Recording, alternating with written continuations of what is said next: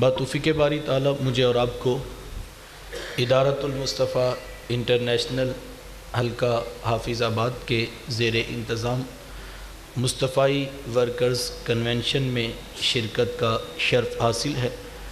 دعا ہے اللہ تعالیٰ میرا اور آپ کا یوں مل بیٹھنا اپنی بارگاہ میں قبول فرمائے اور قابل عمل باتوں پر توفیق عمل نصیب فرمائے۔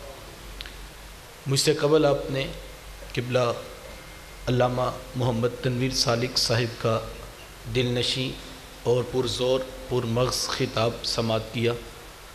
یقیناً تبلیغ دین کے عنوان پر سیر حاصل گفتگو تھی، اور چونکہ حضرت کا حکم ہے تو میں بھی مختصر وقت میں ایک دو باتیں آپ احباب کے گوش گزار کرنی ہیں، اور چونکہ یہ مصطفی ورکرز کنونشن ہے اور آپ سب لوگ کوئی پرائے نہیں، ایک اہم مشن اور ایک کاز کے ساتھ ایک عرصے سے جڑے ہوئے ہیں، تو ایک لمحے کے لیے ہم اللہ کے رسول صلی اللہ علیہ وآلہ وسلم کا انداز تبلیغ اور طریقہ تبلیغ اگر دیکھ لیں تو اس میں سے کچھ چیزیں اپنے مشن کے لیے بھی ہم عملاً اختیار کرنے کی نیت کر لیں کہ ہم سیرت رسول پر اگر آپ لوگ غور کریں، اللہ کے رسول صلی اللہ علیہ وآلہ وسلم کی تبلیغ میں بہت ساری چیزیں ہیں جو میرے اور آپ کے سیکھنے کے لیے موجود ہیں، لیکن اگر میں صرف ایک بات اس نشست میں کروں، اور میں یہ چاہوں گا اگر ہم یہ ایک بات سمجھ لیں تو یقیناً سیرت رسول کے ہر پہلو میں انسانیت کے لیے بہت سارے فوائد ہیں، اور اس کاز اور اس مشن سے بہت سارے اثرات میسر آئیں گے۔ اللہ کے رسول صلی اللہ علیہ وآلہ وسلم کا پہلے دن سے لے کر فتح مکہ تک کا مکمل سفر اگر آپ اپنے سامنے رکھیں تو ایک بات بڑی واضح روز روشن کی طرح ہمیں عیاں دکھائی دیتی ہے کہ اللہ کے رسول صلی اللہ علیہ وآلہ وسلم مسلسل لوگوں کو جوڑتے ہوئے دکھائی دیتے۔ 13 سال مکہ المکرمہ کے اندر حضور علیہ السلام نے گزارے ہیں، اور جو قافلہ بنا وہ مٹھی بھر جماعت نہیں تھی۔ 13 سال تک مسلسل آقا کریم علیہ السلام جن لوگوں میں موجود تھے ان کی کیفیت کیا تھی، ان کی حالت کیا تھی کہ زمانے کا ہر عیب ان کے اندر موجود تھا۔ مسلسل 13 سال کی تبلیغ کے بعد چند لوگوں نے دین اسلام کو قبول کیا، حکم خداوندی آ گیا، اور میرے حضور مدینہ المنورہ میں تشریف لے آئے۔ 2 سال گزرے تو واقعہ بدر ہوا، اور آپ جانتے ہیں کہ 313 کا عدد پورا ہوا۔ اللہ تعالیٰ نے اسلام کو فتح و نصرت عطا کی، صحابہ واپس مدینہ المنورہ میں آئے۔ یہاں پر آ کر پھر میرے حضور لوگوں کو جوڑنے لگے اور اپنی تعداد میں اضافہ ہوتے ہوئے دیکھ رہے تھے۔ پھر بدر سے لے کر فتح مکہ تک بس یہ ایک بات پہ آپ کو سمجھانا ہے، اور اگر میں اس بات کو سمجھانے میں کامیاب ہو گیا تو آپ دیکھیں گے اگر ہم اس بات کو فالو کر لیں اور اپنے رسول کی سیرت سے اس بات کو اپنی روح میں اتار لیں تو پھر نتائج کتنی تیزی سے بڑھتے چلے جائیں گے۔ غزوہ بدر کے اندر 313 لوگ تھے، پھر احد، پھر خندق، پھر یرموک، اور پھر تعداد بڑھتی جا رہی ہے۔ ہر جنگ کے بعد میرے حضور واپس مدینے میں تشریف لاتے ہیں اور افراد سازی کے عمل کو بڑھاتے چلے جاتے ہیں۔ مسلسل جو ہے وہ جنگ و جدل کے سارے ماحول کو بھی دیکھا، حالات کا مقابلہ بھی کیا، اور جیسے جنگ ختم ہوتی میرے حضور پھر واپس آ کر نئے قبائل، نئے لوگوں تک دین رسول کا پیغام پہنچانا شروع کر دیتے۔ جس دن، اور میں یہ بات دعوے سے کہتا ہوں کہ جتنی بھی جنگیں ہوئی ہیں ان تمام جنگوں کے اندر میرے حضور گئے ہیں اور پھر واپس آ گئے، لیکن جس دن فتح مکہ کا دن آتا ہے، آج میرے حضور خود نکلے ہیں، اور مدینہ المنورہ سے جب مکہ المکرمہ کا سفر شروع کیا تو آج پوری شان و شوکت کے ساتھ اللہ کے رسول 10,000 سپاہیوں کا لشکر جرار لے کر میرے حضور نکلتے ہیں.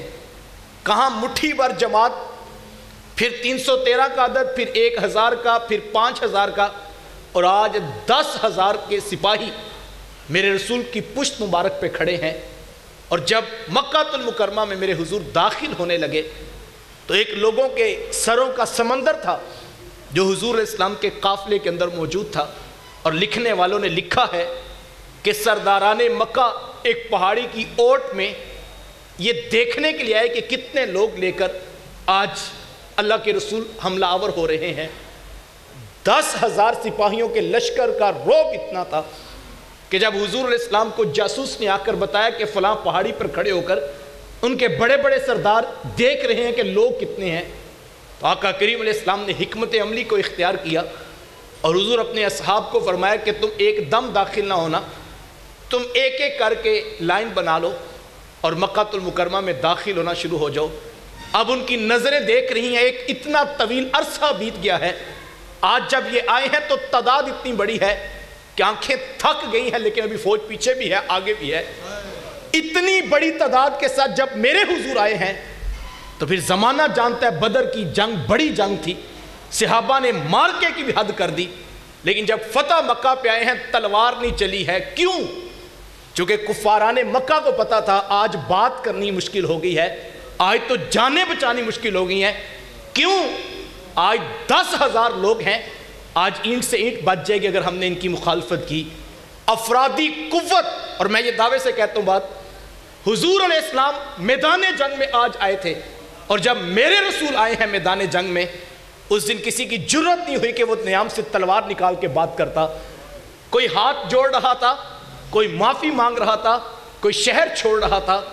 یہ ہے افرادی قوت کی طاقت جو اللہ کے رسول نے امت کو دکھائی. مجھے اور آپ کو آج اس سیرت کے پہلو کو سمجھنا ہوگا. مجھے اچھی طرح یاد ہے، میں ابھی درس نظامی کا سبق شروع نہیں کیے تھے تو ایک رات میرے بڑے بھائی حافظ عبدالباسط صاحب، میں اور حافظ صاحب پک اپ کے اوپر، چونکہ یہ حافظ آباد اس شہر سے مجھے خاص لگاؤ اس لیے بھی ہے کہ میرا آبائی علاقہ بھی حافظ آباد ہے اور ہماری بہت سی محبتیں حافظ آباد شہر سے وابستہ ہیں.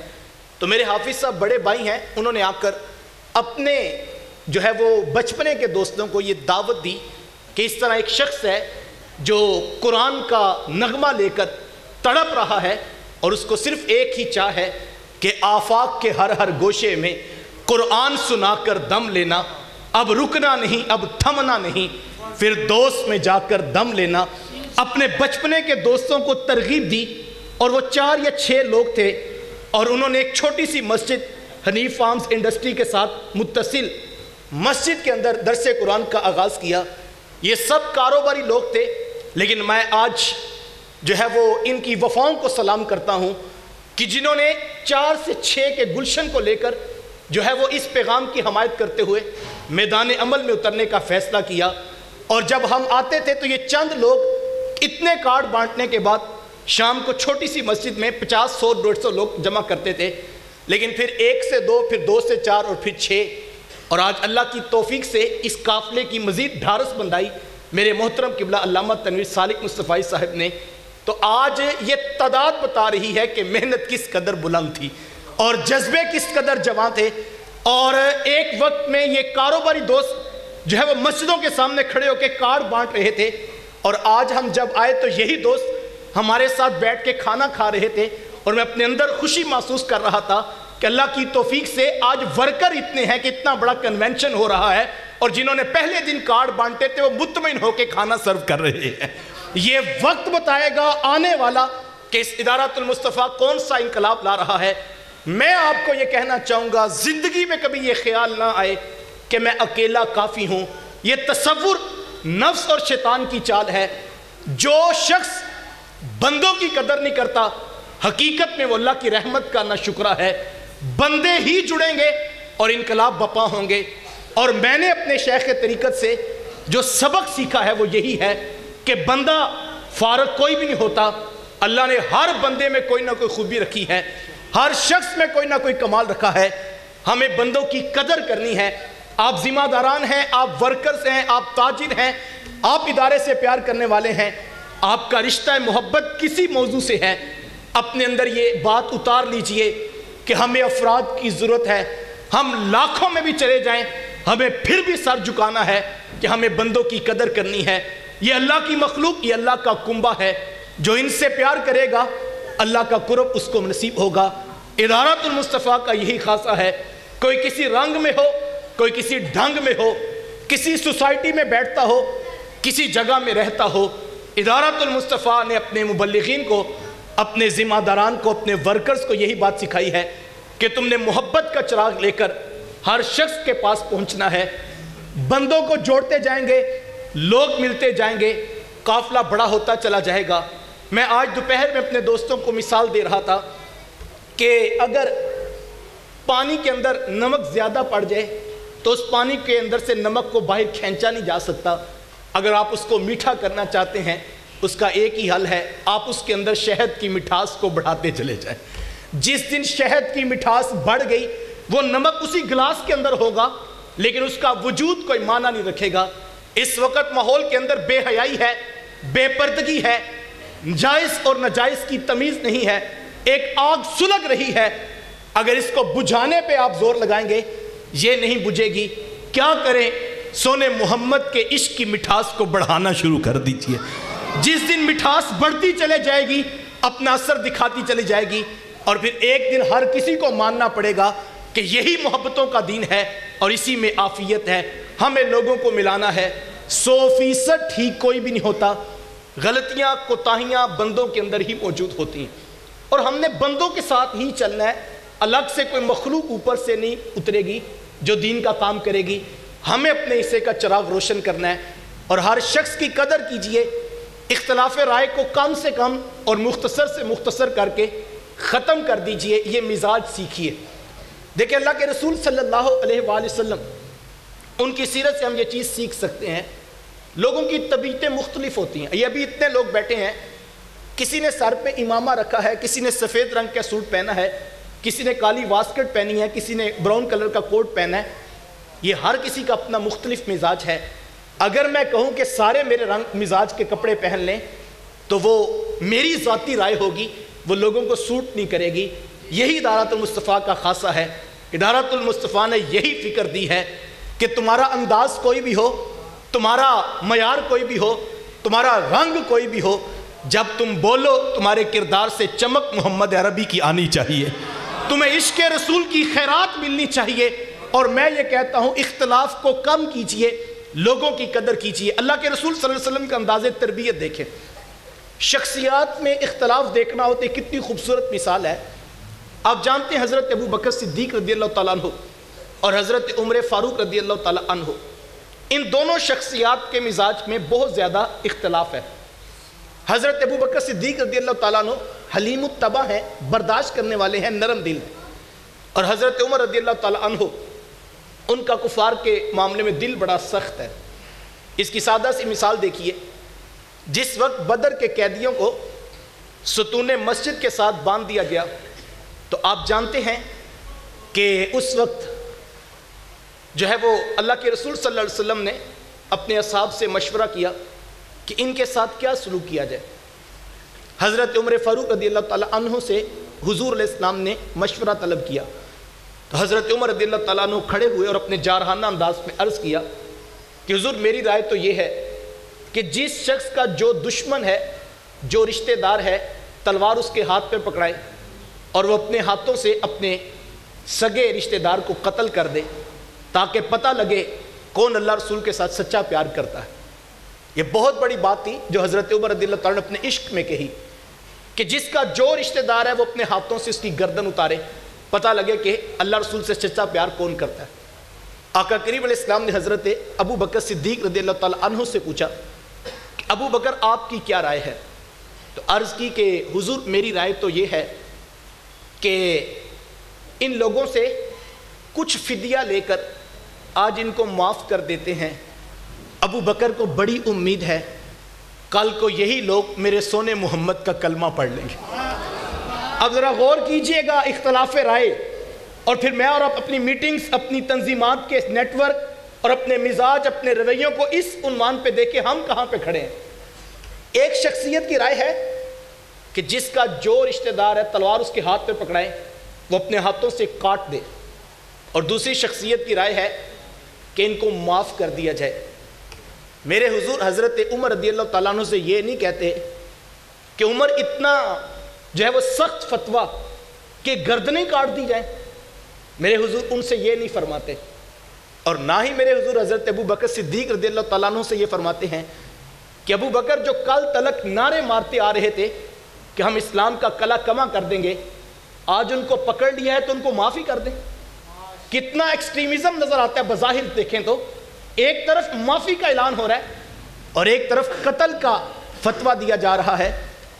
میرے حضور نہ ان کو کہتے ہیں کہ اتنی نرم بات، ہمارے یہاں تو کہا جاتا ہے تو اتنی نرم بات کرتا ہے، یہاں کوئی سخت کرے تو کہتے ہیں، لیکن حضور نے کیا فرمایا؟ آقا کریم علیہ السلام ایک طرف ایک شخصیت کا موقف ہے قتل کر دیا جائے، دوسری شخصیت کی رائے ہے ان کو معاف کر دیا جائے۔ میرے حضور نہ ان کو کہتے ہیں کہ اتنی نرم بات کیوں، میرے حضور نہ ان کو کہتے ہیں کہ اتنی سخت بات کیوں، بلکہ میرے محبوب کیا فرماتے ہیں؟ لوگوں زمین پر میرے دو وزیر ہیں، ایک کا نام ابو بکر ہے، ایک کا نام عمر ہے۔ حضور جانتے ہیں اسلام کو ابو بکر کی بھی ضرورت ہے، اسلام کو عمر کی بھی ضرورت ہے، اللہ کے رسول سے زیادہ کون جانتا ہوگا؟ اس لیے رائے میں اختلاف پیدا ہو جائے، نفرت کی دیوار کھڑی نہ کریں، اس کو منیمائز کر کے ختم کر دیجئے، تاکہ ہم نے جس مشن کے ساتھ جڑے ہیں اس مشن، اور دیکھو ہر شخص کے پاس آپ پہنچے۔ دیکھیں ایک چیز اچھا، بعض اوقات ایک دوسری بات میں یہ کہوں گا، بعض اوقات ایسا ہوتا ہے کہ ایک ورکر بہت زیادہ کام کر رہا ہوتا ہے، اس کو بات سمجھ آ جاتی ہے، اس کا جذبہ جمع ہوتا ہے، وہ وقت بھی نکال لیتا ہے، وہ فنڈ بھی اکٹھا کر لیتا ہے، وہ لوگوں کو بھی دعوت دے لیتا ہے، بہت سارے کام وہ اکیلا کر لیتا ہے۔ اچھا جب وہ کام یہ کر رہا ہوتا ہے تو جو اس کے ساتھ چل رہے ہوتے ہیں ان کی اتنی سپیڈ نہیں ہوتی۔ اب یہ بھی ایک امتحان ہوتا ہے، جس کی زیادہ سپیڈ ہے، جس کو جذبہ جمع ہے، وقت میسر ہے، پیسہ بھی خرچ کر رہا ہے، اس کے دل میں یہ شیطان بات ڈال دیتا ہے کہ یہ کیا بات ہوئی، سارا تو نہیں کرنا ہے، یہ جس دن دعوت ہوتی ہے اس دن آ جاتے ہیں، جس دن حضرت آتے ہیں اس دن آ جاتے ہیں، یہ اس دن ہی نازل ہوتے ہیں۔ تو یہ شیطان کی چال ہے، یہ نفس کا فتنہ ہے۔ بھائی ہم ایک دوسرے کے لیے کام نہیں کر رہے، ہم تو اپنی قبر کی تیاری کر رہے ہیں۔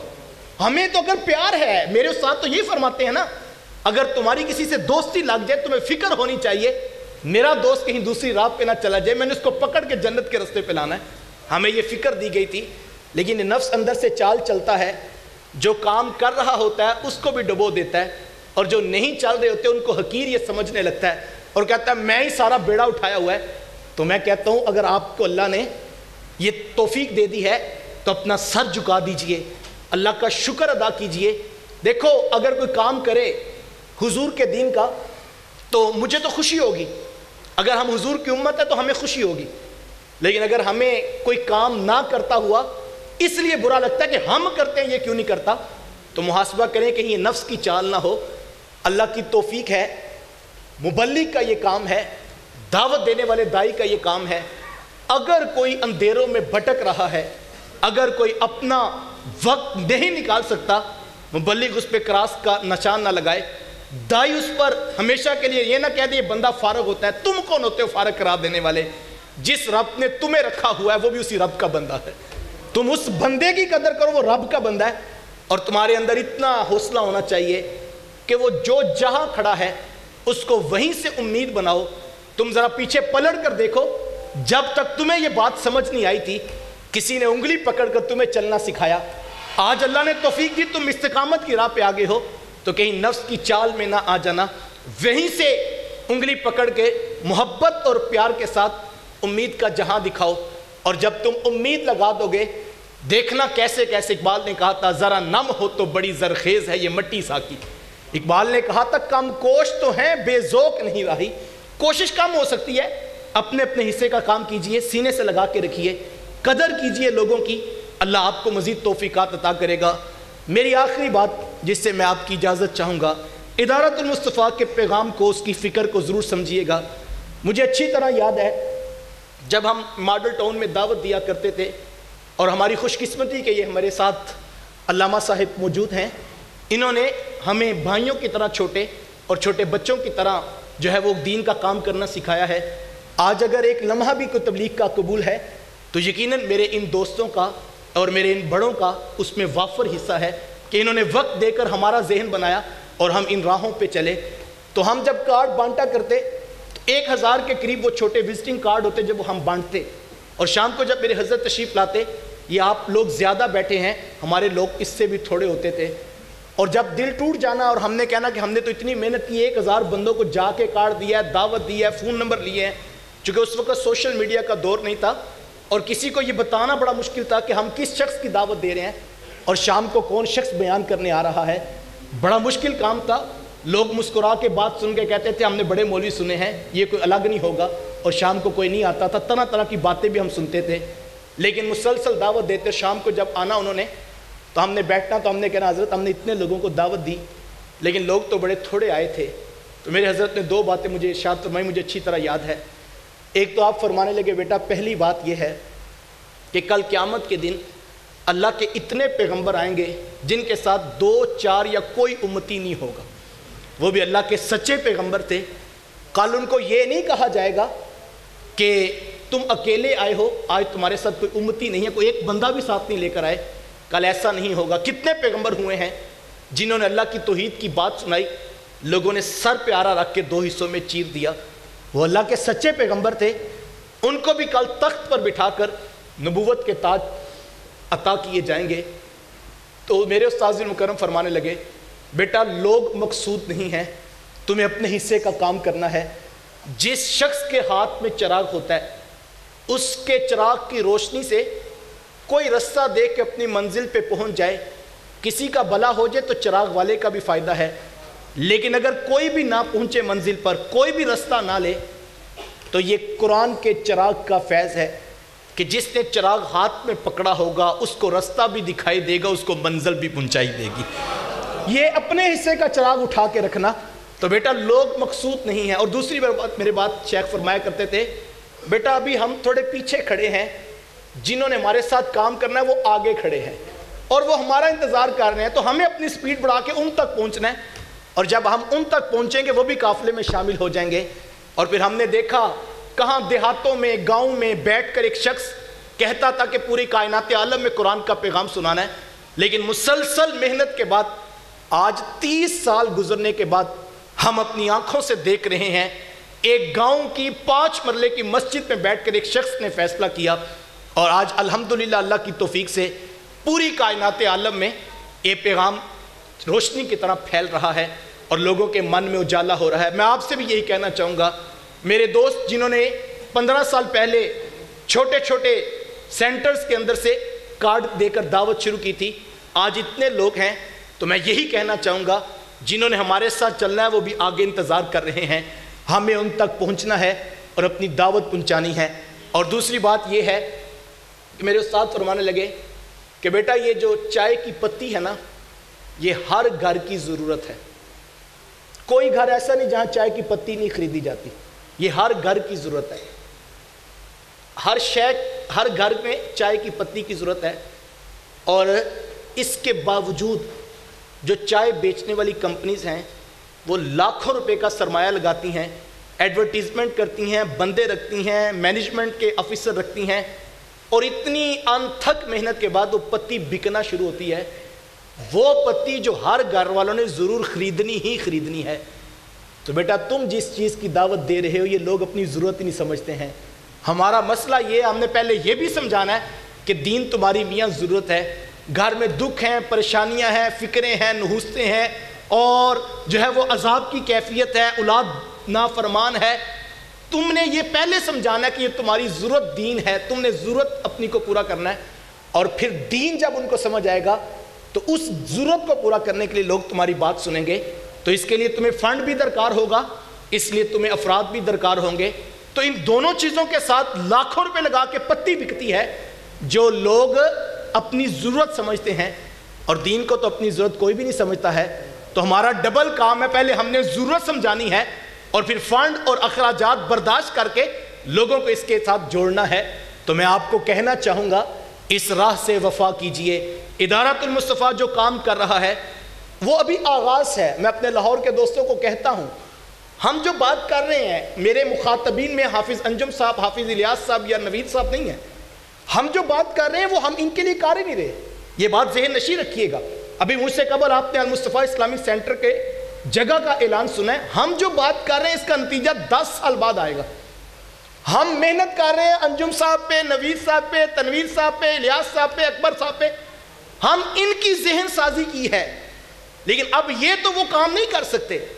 لیکن اللہ کی توفیق سے میرے شیخ کا یہ فیضان ہے کہ یہ جو میں نام بتا رہا ہوں جن پہ ہم نے 15 سال محنت کی ہے، اب ان کو پتہ ہے کہ دین کو بیٹا بھی دینا ہے، دین کو کاروبار بھی دینا ہے، دین کو جان بھی دینی ہے، وقت بھی دینا ہے. اور جب یہ جذبہ لے کر نکلیں گے تو پھر اس کے نتائج اگلے لوگوں کو نصیب ہوں گے، پھر اگلے لوگوں کو، پھر اس سے اگلے لوگوں کو.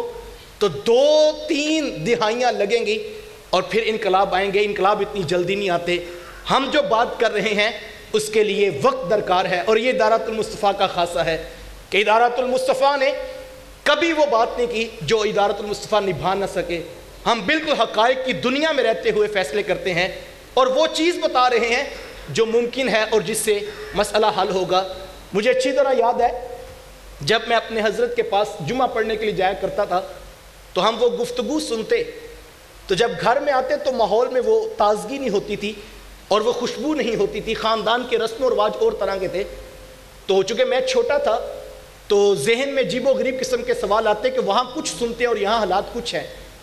تو میں نے ایک دن اپنے حضرت سے پوچھا کہ مجھے بتائیں، آپ تو شادی بیاہ کی رسومات پہ اتنی زوردار تبلیغ کرتے ہیں اور ہمارے خاندان میں تو رسم و رواج اسی طرح ہیں، میں کیسے اپنے سب بہن بھائیوں کو، اعزہ و اقربا کو قائل کر سکتا ہوں؟ تو میرے شیخ فرمانے لگے، بیٹا سادہ سا کلیہ ہے، آپ صرف اتنا کیجئے، اپنے ساتھ اپنے کسی دوسرے بھائی کو جوڑیے، دوسرے بھائی کو بات سمجھ آ گئی، پھر تیسرے بھائی کو، پھر چوتھے بھائی کو. جس دن گھر میں 4 یا 5 لوگوں کو بات سمجھ آ گئی تو افراد جڑتے جائیں گے. جس دن یہ اچھی فکر والے، جس دن یہ صالحیت کا نور بانٹنے والے تعداد میں زیادہ ہوگے، اس دن انقلاب آ چکا ہوگا. ہم اسی انقلابی فکر کے دائی ہیں کہ اپنی ذات کو بدلیے، پھر اپنے گھر والوں کو، پھر اپنے دوستوں کو اور پھر اپنے معاشرے میں کردار سازی کے عمل کو تیز کیجئے. افراد ہی جڑیں گے تو انقلاب بپا ہوں گے. اوپر سے کوئی انقلاب نہیں گرتے. اپنے حصے کے چراغ روشن کیجئے، اپنی فکر کی آبیاری کے لیے میدان عمل میں اتریے. جس طرح کہاں 18 بندے نہیں تھے ہمارے پاس حافظ آباد میں، اور کہاں اللہ کی توفیق سے 18 گاڑیاں بھر کے جا رہی ہیں. یہ اللہ کا کرم ہے، یہ اللہ کی توفیق ہے، اور محنت کرنے والوں کو وہ صلہ ضرور دیتا ہے. یہ اس کا وعدہ ہے، وَأَلَّيْسَ لِلْإِنسَانِ إِلَّا مَا سَعَى. اور انسان کے لیے وہی کچھ ہے جس کے لیے وہ کوشش کرتا ہے. اگر آپ محنت میں خالص ہیں اور اخلاص سے لگے ہیں، اللہ منزلیں ضرور نصیب کرے گا. آئیے اپنے کردار سے اور اپنے افکار سے اثارۃ المصطفیٰ کے اس پیغام کو آگے لے کر بڑھیں، اور ایک تعلیمی قدم جو اسلامک سینٹر کی صورت میں ہم آگے لے کر بڑھ رہے ہیں، اس میں اپنے بچوں کے ساتھ، اپنے اساتذہ جات کے ساتھ، اپنے وقت کے ساتھ، اپنے افکار کے ساتھ میں اور آپ عمل کی راہوں کو استوار کر لیں. میں بار دیگر اپنے میزبان، اپنے منتظمین، بالخصوص قبلہ علامہ محمد تنویر سالک مصطفی صاحب کو مبارکباد بھی پیش کرتا ہوں. ورکرز اور ذمہ داران کو کہنا چاہوں گا، یہی چراغ جلیں گے تو بزم عالم میں محبت پھیلے گی. آئیے اپنے حصے کا چراغ روشن کیجئے اور اپنے شیخ کے قدموں سے ملنے والے اس پیغام محبت کو میں اور آپ پوری کائنات عالم میں پہنچانے کے لیے عملاً کوشاں ہو جائیں. آپ سب لوگوں کو دعوت پیش کرتا ہوں. مصطفی اجتماع ایک اہم موقع ہوتا ہے. یہ کوئی روایتی اجتماع نہیں ہوتا جہاں ہزاروں لوگ عشاقان رسول جمع ہوتے ہیں. ہم نے دیکھا ہے کہ کتنی دعاؤں کو شرف قبولیت نصیب ہوتا ہے اور کتنے نوجوانوں کو ہدایت کے چراغ نصیب ہوتے ہیں. پورے پاکستان سے جو ہے وہ لوگ جمع ہو رہے ہیں. تو میں اور آپ بھی 13 مارچ بروز اتوار صبح 10 بجے تا نماز عصر تک اپنے حصے کی روشنی لے کر اپنے حصے کے چراغ جلانے کے جذبے حاصل کرنے کے لیے وہاں پہنچیں گے. اور آپ دیکھیں گے کہ جب وہاں ہزاروں لوگ جمع ہوں گے اور علم و فکر کا نور منبر سے نصیب ہوگا تو اجالوں کی ایک کائنات آباد ہوگی. اپنے حصے کا چراغ روشن کیجئے. وہ بابا فرید نے کہا تھا، اٹھ فریدہ ستیا تے میلا ویکھن جا، وقت کوئی بخشیا مل جاوے تے تو بھی بخشیا جا. کیا پتہ کسی کے آنسو سے، کسی کے اٹھے ہوئے ہاتھ سے ہمارے بچوں کی تقدیر اور ہمارے اہل خانہ کی افکار میں ایک تبدیلی پیدا ہو جائے۔ اللہ مجھے آپ کو توفیقات عمل نصیب فرمائے۔ وآخر دعوایا ان الحمد للہ رب العالمین۔